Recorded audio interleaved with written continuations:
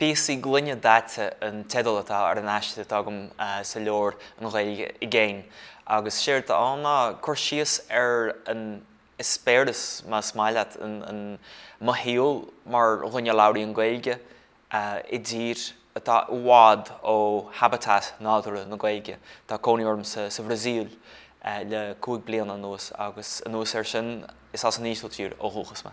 Dar liomsa go dtug an gach teanga léargas éagsúil ar an domhan. Níl na difríochtaí idir na léargas éagsúil chomór sin agus a hAlex a béitir. Ach bíon imiricha éagsúla de ghaithní i gceist mas maileat. Agus nuair a bhíonn sé smaoinniú in aige agus cónaí sa Bhrasaíl is minic agus as mé smaoinniú faoi chósaí cruthaíochta mas maileat. Bhí me smaoinniú agus an sin iompaí mar an aige. Port an Gaeilge mar hampla an teanga úsáidim sa láta aniuam chun lista siopadóireachta dhéanamh. Ach sin teanga an gnáthíl mas maileat agus domsanis sí an Ghaeilge teanga an tíl eile mas maileat síl na cruthaíochta. Is beag duine sa Bhrasaíl amach cluiste aige faoin Ghaeilge. Tá an ach tá tunánaí de chuaire ar lámh amháin mas maileat ach mínim se dóibh ghuaile le héadán agus an Ghaeilge. Ach tá an dearcú aisteach seo sa Bhrasaíl nach labhraítear sa chuid eile den domhan ach béarla.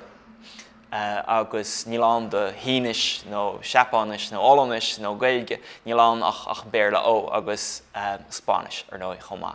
Ach tugann siad Port an Gaeilge bhí cheart ar sin. Ach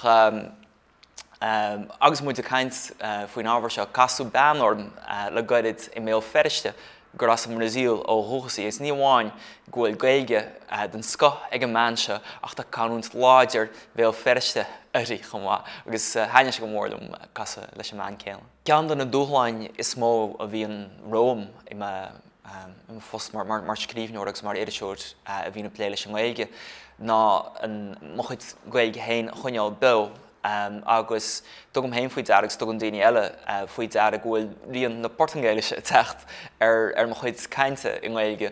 Tá cá amháinlumm ach bíonn sin de híor árá sin agus cluisim héine agus tascam cecho gar is a hagam de bheith spalpa Port an Gaeilge chumá agus mé leabhart Ghaeilge.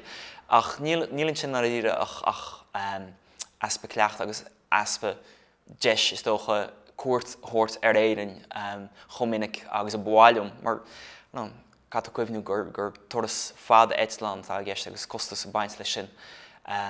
Sin ráite bhím plé leis an Ghaeilge nach mór cholád an teachtain agus mé món bín scríobh píosaí iiristeoireachta nó plé le gearcéalta nó tógraí eile scríbhneoireachta.